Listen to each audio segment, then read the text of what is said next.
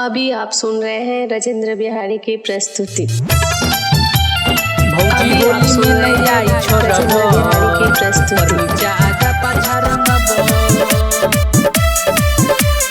ऊपर नीचा आगा पाछा रंगब।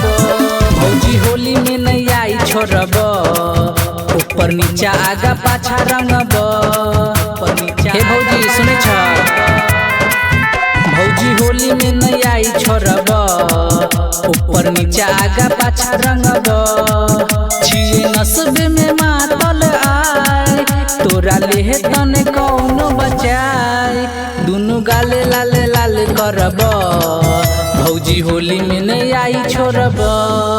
भौजी होली में नहीं आई छोड़ब, ऊपर नीचा आगा पाछा रंगब। ऊपर नीचा आगा पाछा रंगब, ऊपर नीचा आगा पाछा रंगब।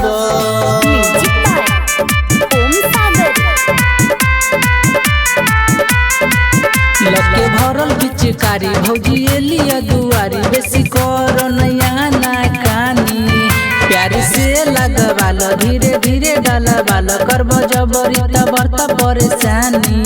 लके भरल पिचकारी, भौजी एलिया दुआरी। बेसी कर नया ना कानी, प्यारी से लगवाल, धीरे धीरे डालवाल। करब जबरी तबरता परेशानी। आई बने छियै भोरे हिसे मूड, पीके भंगिया वाला दूध।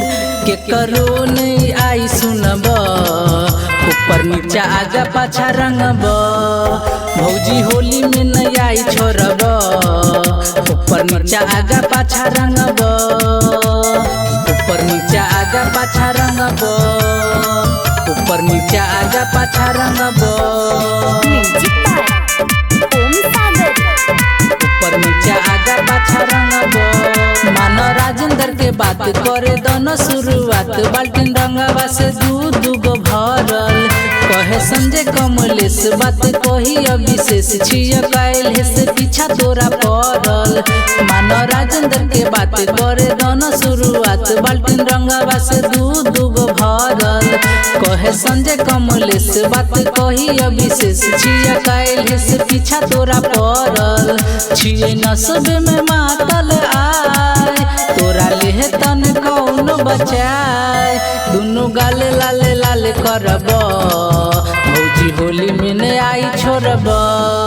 भौजी होली में नहीं आई छोड़ब, ऊपर नीचा आगा पाछा रंगब।